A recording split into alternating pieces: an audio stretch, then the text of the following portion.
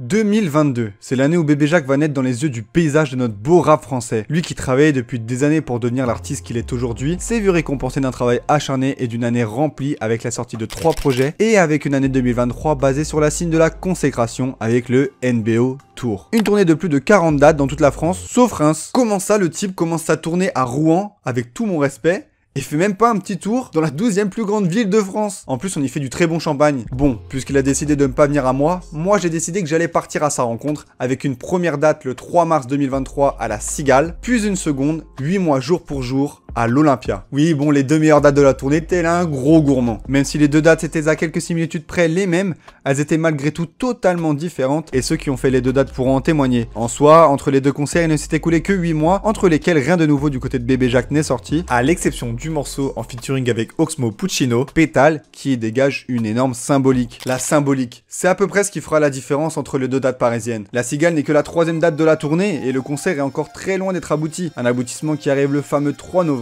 dans une salle parisienne complète de 2824 personnes, l'Olympia.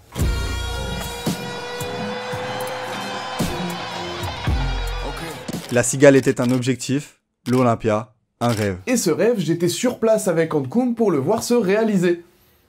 Pardon, bonsoir. La Cigale et surtout l'Olympia de Bébé Jacques, c'est 2 dates extrêmement importantes pour lui, qui viennent conclure un cycle. Vous le savez sûrement, mais sa carrière a commencé assez récemment en réalité, puisque son premier projet, La Nuit sera calme, est sorti en 4 EP, rassemblés dans son intégralité en un seul album, en septembre 2021. C'est début 2022 que le grand public l'a découvert avec l'émission Nouvelle École, et ce qu'il faut savoir, c'est que son premier passage à Nouvelle École, celui où il passe devant le jury là au début, bah c'est sa toute première scène de sa vie. Je vais te dire, y'avait qui dans le public pour la première scène? Le monde, je transgresse les règles.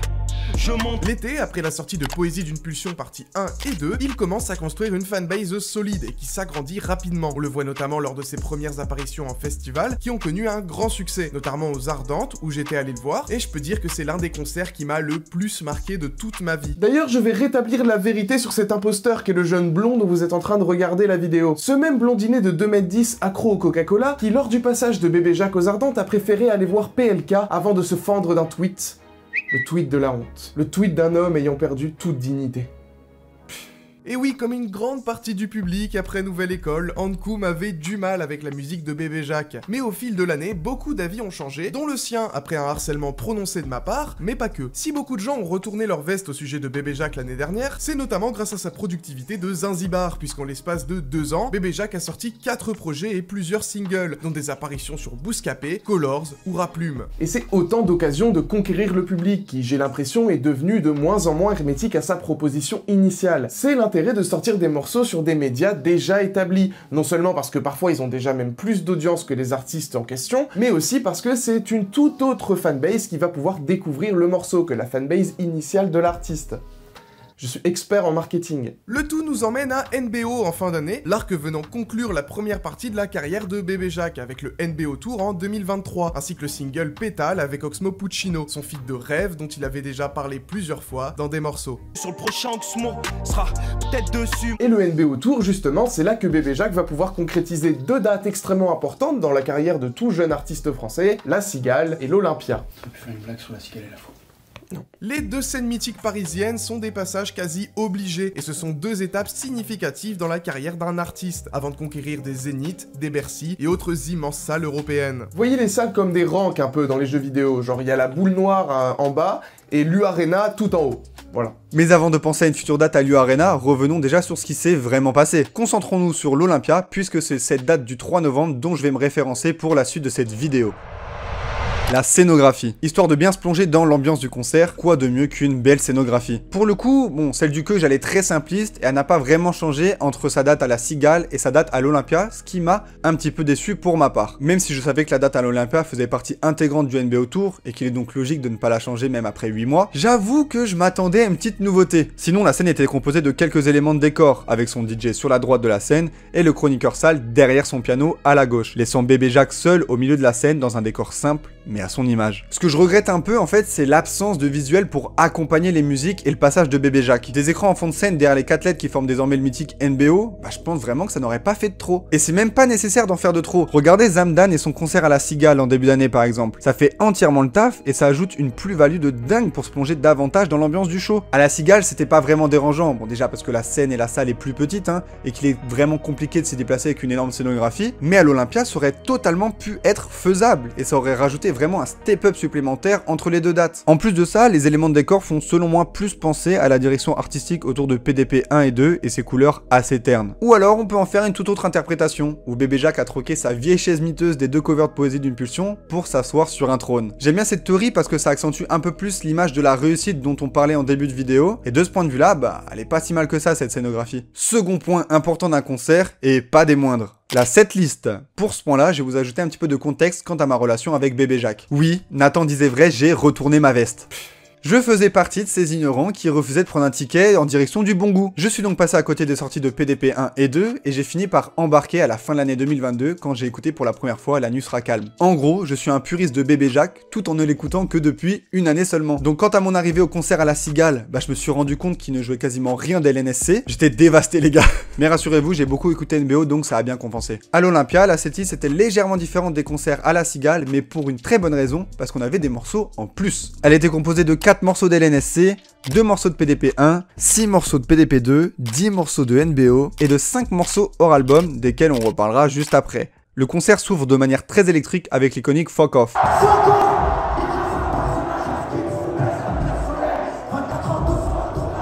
Un son qui permet de se plonger directement sans perdre de temps dans une ambiance brutale et chaleureuse pour enchaîner juste ensuite avec NDSM, histoire de ne pas oublier que c'est avant tout NBO qui nous a tous rassemblés ici. Et là directement j'ai un sentiment personnel de frustration. Le premier c'est qu'Harmony fait partie de mes 3 sons préférés du projet d'NBO et que j'aurais tellement aimé qui prennent tout le monde à contre-courant à l'Olympia avec ce son en ouverture. Ça aurait permis d'avoir un début de concert beaucoup plus doux, histoire d'apprécier encore un peu plus le moment, puis ensuite enchaîner avec NDSM et ajouter Intérieur Scandinave qui n'a pas du tout été joué durant l'intégralité de la tournée. C'est plutôt frustrant quand on sait que les 2 morceaux ont servi à la promotion du projet et qui sont complètement fusionnels. Ces 3 morceaux en ouverture auraient selon moi rendu le moment encore plus fort que de rentrer sur un des morceaux les plus violents de sa carrière. Mais ce morceau de frustration ne va pas durer très longtemps, puisque sur le reste du concert, le Keuj va nous régaler. Bien vu aux personnes qui étaient là à la Cigale, à l'Olympia, et ceux qui étaient là que le 3 mars, bah je suis vraiment désolé pour vous. 20 minutes seulement après le début du show, Bébé Jacques perfore Cincinnati, et pour la première fois de la tournée, il nous a ramené un invité. Pour ce morceau, c'est A2H qui arrive sur scène pour jouer et revisiter à sa façon le solo de guitare initialement joué par Pandrez.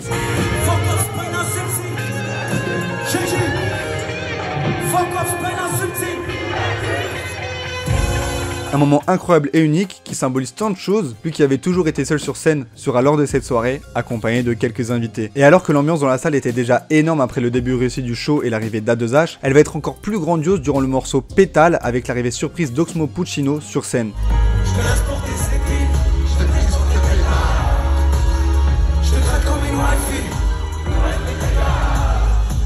Avoir Oxmo sur un son en featuring était l'un des nombreux rêves de Bébé Jacques. Aujourd'hui, en plus d'avoir réalisé un clip avec lui, il a également invité à le rejoindre sur l'une des scènes les plus importantes de la capitale pour performer le morceau en live à ses côtés. Et ce n'est pas fini. Au milieu du concert, alors que la salle se plonge dans l'obscurité et que les premières notes de piano résonnent dans l'Olympia, une silhouette sort de la pénombre, accompagnée d'une voix enjôleuse. Attendu à la Cigale, c'est finalement à l'Olympia que Shadi est invité par Bébé Jacques pour performer De la Lune en duo sur scène.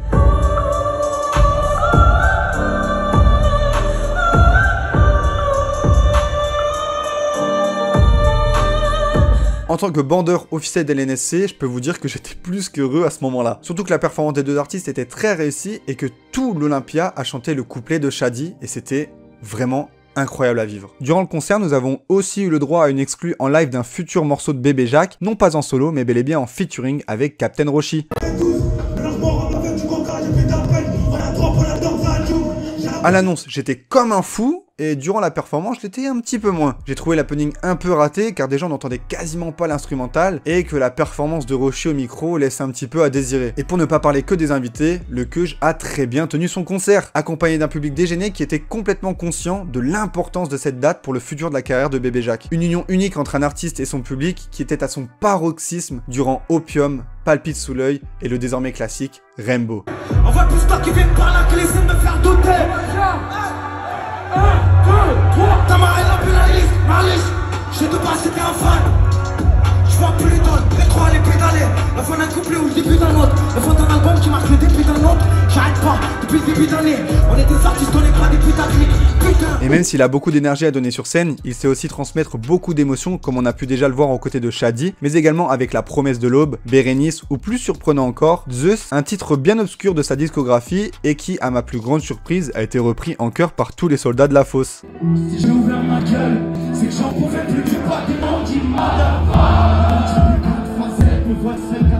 La fin du concert arrive au moment où les premières notes de Bébé Buzz commencent à résonner, l'ambiance commence à devenir de plus en plus bouillante jusqu'à ce que Bébé Jacques ordonne à la fosse de se séparer en deux et d'y mettre Actu au milieu avant de lancer Épilogue, un morceau là aussi très obscur mais terriblement efficace en concert. La soirée se clôture sur Fuck la Fame, chanté avec un public qui vient de travailler son cardio pour la semaine à venir. Les lumières s'éteignent et cette soirée désormais historique n'est déjà plus qu'un bon souvenir. Mais non, je déconne, ça se termine pas comme ça, évidemment qu'il y avait un rappel. D'ailleurs, message à toutes les personnes qui se cassent avant la fin d'un concert. Il y a toujours un rappel, les gars. Tant que la salle ne s'allume pas totalement, faites du bruit, les gars, votre artiste il va revenir. Et le concert n'a pas échappé à cette tradition, puisque la star de la soirée rentre pour la dernière fois sur la scène de l'Olympia, accompagnée de l'iconique Sofiane Pamar au piano pour y interpréter Zandvoort Palace, l'outro d'NBO. J'ai pris une suite à 400 €, ce soir je culpabilise.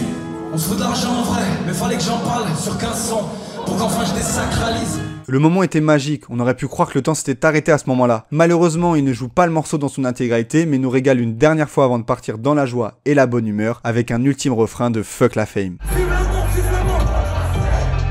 Vive l'amour, fuck la fame. Vive l'amour, vive l'amour. Je suis un service, c'est pour la scène. Vive l'amour, fuck la fame. C'était un concert de rap vraiment pas comme les autres, composé d'un public vraiment hétérogène qui dégageait une ambiance unique et communicative avec l'artiste. Bon, là c'est vraiment de l'ordre du ressenti, je sais bien, mais je vous jure que tous ceux avec qui j'ai pu discuter à la sortie ont ressenti ce mood vraiment positif et joyeux dans la salle. Personnellement, je pense que c'est le lot d'avoir été un artiste aussi clivant et aussi acharné, je peux vous le dire, pour en avoir parlé plein de fois sur les réseaux sociaux, à certains moments ça devenait quasiment insupportable, tellement dès qu'on parlait de lui, les débats partaient dans tous les sens. J'avais pas vu ça depuis Serran carrément. Pendant un long moment, chaque extrait suscitait une infinité de réactions pendant des jours, et des débats sur la manière de poser de Bébé Jacques. Si bien que les fans qui l'ont vu remplir ces deux salles ont ressenti cet air de miracle tout juste en train de se réaliser chez l'artiste, en qui tellement de gens ne croyaient pas une seconde. Bébé Jacques a fait preuve d'une énergie de malade et d'énormément de gratitude envers son public, qu'on ressentait sincère chez lui et toute l'équipe. Quand il a annoncé lors de la dernière date, donc celle à l'Olympia, que sa famille le voyait sur scène pour la première fois, c'était émouvant, aussi émouvant que quand Oxmo est monté sur la scène pour interpréter Pétale, ou que quand la salle a retenti en applaudissements à la fin de Zandvoort Palace. Le public des Gradins a passé tout le concert debout, et on sentait une vraie fierté chez le public d'assister à tout ça. Ces soirées se devaient d'être mémorables pour Bébé Jacques et pour son équipe, mais également pour le public, pour les supporters, et en tout cas pour nous elles l'ont été. Bref, je vous laisse avec Ankoum, bonne fin de vidéo, oubliez pas de lui envoyer plein de force dans les commentaires, et on se voit une prochaine fois. Bonsoir. Merci Nathan pour ta participation à cette vidéo, mais également de m'avoir fait découvrir en profondeur l'univers de Bébé Jacques. Sur scène, j'ai découvert un artiste proche de son public, qui a répondu aux demandes de ses fans de nous ramener des guests sur scène, de continuer de nous surprendre, et aussi de prendre notre argent avec la sortie des vinyles d'NBO. Je voulais conclure cette vidéo en vous parlant uniquement de la performance de l'artiste star de cette vidéo. Il fait pour moi partie des meilleurs artistes que vous pourrez avoir la chance de voir sur la scène rap francophone. Un artiste qui se donne à fond, avec un public qui le lui rend de la plus belle des manières. Avec lui, j'ai l'impression de revivre mes premiers concerts de Vald, que je voyais pour le NQNT de Tours, ou la Gare Tour. En DM sur Insta, après une vidéo que j'avais publiée en story, on m'avait envoyé ça. Je trouve qu'il réinterprète à chaque concert, sans vouloir coller 100% à la version studio. C'est une écoute unique, peut-être perturbante pour une partie du public. Et si je vous partage ce DM, c'est que je suis totalement d'accord avec sa vision. Voir Bébé Jacques en concert, c'est vraiment une expérience à part entière, totalement différente de ce qui peut se faire ailleurs sur la scène rap. Et ça en fait un artiste unique qui continuera toujours d'évoluer avec une fanbase très fidèle. Maintenant, il n'y a plus qu'à attendre la sortie de son prochain album, avec, je l'espère, une tournée qui passera à Reims, et pourquoi pas au Zénith de Paris, histoire de rêver encore plus grand. Sur ce, c'est la fin de cette vidéo. Je tenais à remercier encore une fois Nathan Barbier d'y avoir participé. Moi, je vous invite à me rejoindre sur tous mes réseaux et sur les siens également. Et je vous dis à bientôt. Dans ma haine, on pénalise, Ma'lich. Chez de base, c'était un fan. Je vois plus dans le rétro à les pédaler. La fin d'un couplet ou le début d'un autre.